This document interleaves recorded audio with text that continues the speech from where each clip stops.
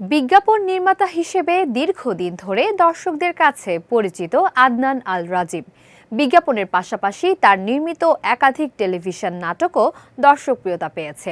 আন্তর্জাতিক অঙ্গনেও নিজের কাজের স্বীকৃতি অর্জন করেছেন এই নির্মাতা। এবার তিনি পূর্ণদৈর্ঘ্য চলচ্চিত্র নির্মাণের ঘোষণা দিয়ে নতুন আলোচনার জন্ম দিয়েছেন। 12 জুন নিজের ফেসবুক পোস্টে প্রথম সিনেমা নির্মাণের খবর জানান আদনান আল রাজীব। তিনি জানান তার প্রথম চলচ্চিত্র হবে একটি প্রেমের গল্প। এই ঘোষণার পর থেকেই ভক্ত অনুরাগী ও চলচ্চিত্র প্রেমীদের মধ্যে কৌতূহল তৈরি হয়েছে। 2025 সালে রাজীব নির্মিত স্বল্পদৈর্ঘ্য চলচ্চিত্র আলী কান চলচ্চিত্র উৎসবের স্বল্পদৈর্ঘ্য বিভাগে জায়গা করে নিয়ে দেশের জন্য নতুন ইতিহাস গড়ে।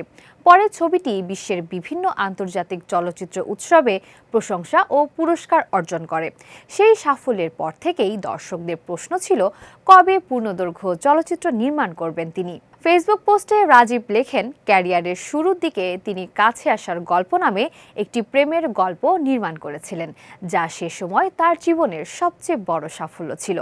সেই থেকেই একদিন প্রেমের সিনেমা নির্মাণের স্বপ্ন দেখতেন তিনি। প্রেমের গল্প খুঁজে পাওয়ার দীর্ঘ যাত্রার কথাও তুলে ধরেন নির্মাতা। তিনি জানান, বহু বছর ধরে নিজের মতো একটি গল্প খুঁজছেন, লিখেছেন, আবার বাদ দিয়েছেন, আবার নতুন করে শুরু করেছেন।